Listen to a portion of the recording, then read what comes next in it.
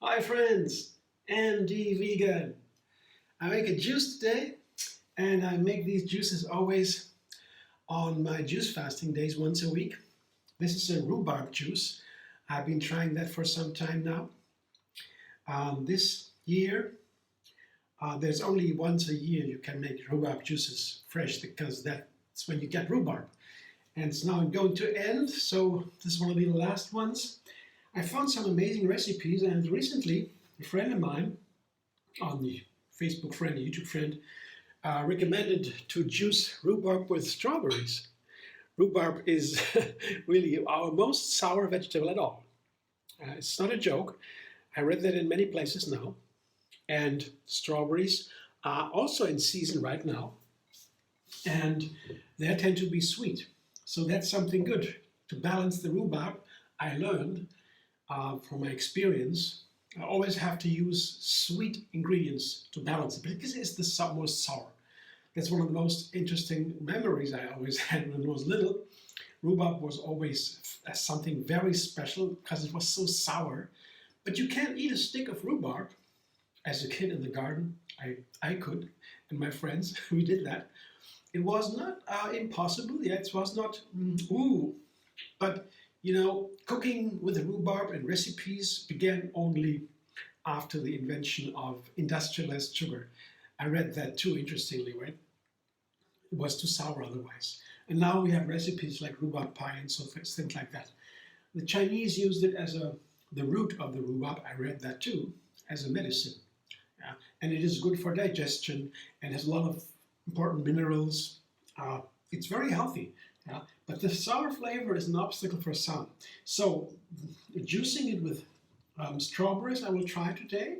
And I add a pear too. You see here as a sweet pear or two.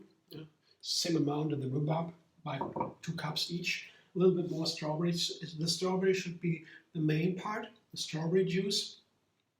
And I give a bit more sweetness to it with the pear. And I guess strawberry pear is also a nice pairing.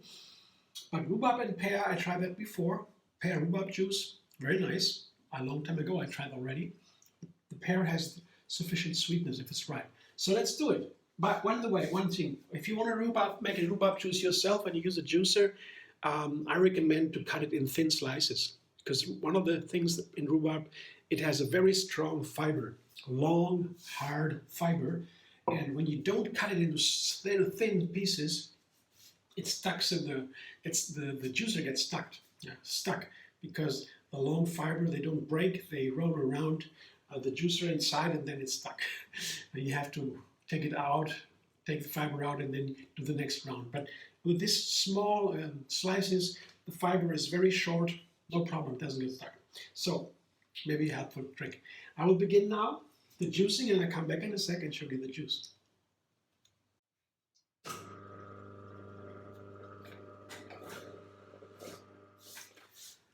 That's my pear rhubarb strawberry juice. The first time I tried it, and I have to say, the texture is very nice. Usually strawberry juice a little bit thicker, and pear juice as well. Rhubarb juice is very runny. And this is the fiber. And again, that what remains from the fruit and the veggies in this case. And the fiber is that what usually cannot be digested. It's what I take away from the produce when I juice, and then my digestion can rest. So I drink the juice slowly, sip by sip, because it goes directly to the bloodstream without digestion. And if I drink it fast, there's a lot of sugar spike in the blood. There's a lot of sugar in fruit, and you drink it fast, the sugar content shoots up in the blood, and that can cause disturbances in the system, let's say. Not recommended, among other things. So fiber is something that on a regular diet, the fiber is one of the most important parts of the food, even if it's not, it is not a nutrient. But there are still key nutrients locked to the fiber, it seems. Polyphenols, the colors, for example, flavors, too important kind of nutrients seems to be locked to the fiber. Take the fiber away, also these kind of nutrients will not go into the food. the juice. So some people recommend not to drink juice at all. I don't agree. I think, well, a fasting day is not about the nutrients in the first place. It is not about reducing nutrients either. It is about reducing calories. That's fasting, defined as reducing calories over time, so that the body begins to generate energy in a different way than usual. And it is called ketosis. When you have a lack of nutrients or calories, let's say calories, energy, the body begins to process otherwise in another way. It begins to burn ketones, a smaller kind of molecule. To burn that for generating energy is more effective than burning sugar. Usually we burn sugar in the cells, and the main cell, most of the cells burn sugar. Large molecules, carbohydrates, sugars, they are burned. It's the fuel, what's in sugar, what's in fruit, yeah. But on a fasting day, when you have too little calories, the body begins to burn ketones. And that is a cleansing process also. Fasting is a cleansing. It's more efficient. It's a kind of an emergency state for the system, for the metabolism, the way we produce energy, generate energy. And so that's what fasting is about. Of course, we do not need to reduce calories on a fasting day. Some people just drink water, so say zero nutrients, 0 calories, 0 nutrients. But actually, we do not need to reduce the calories. We need to reduce. We do not need to reduce nutrients. We need to reduce calories to fast. That's what fasting means. But we also can reduce nutrients.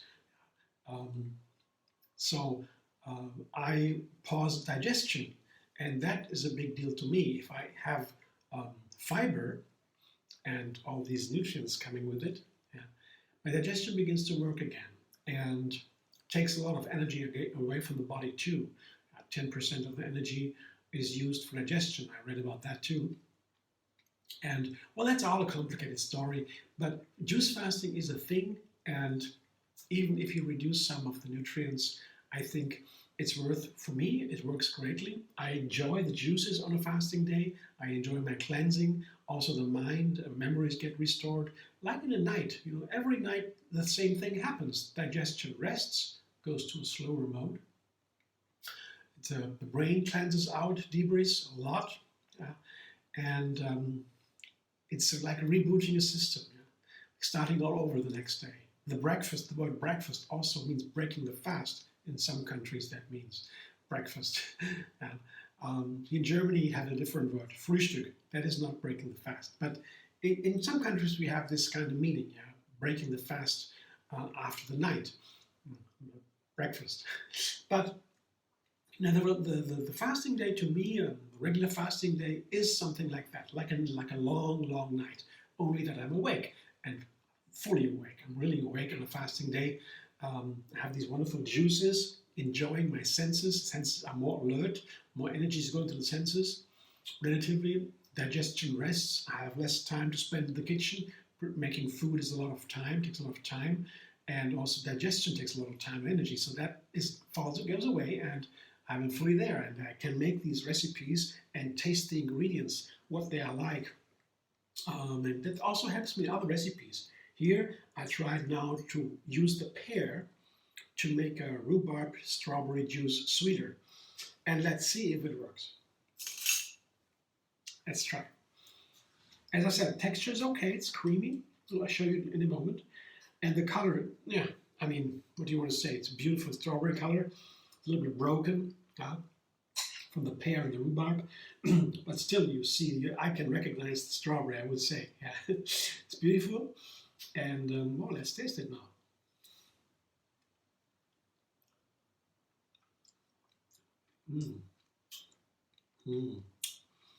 It's wonderful. Of course, I have to say, when you get your produce, that's in this case, the main thing is the strawberry here. It depends always, when you have a really sweet and wonderful strawberry sun-ripened, then you get, of course, a wonderful flavor.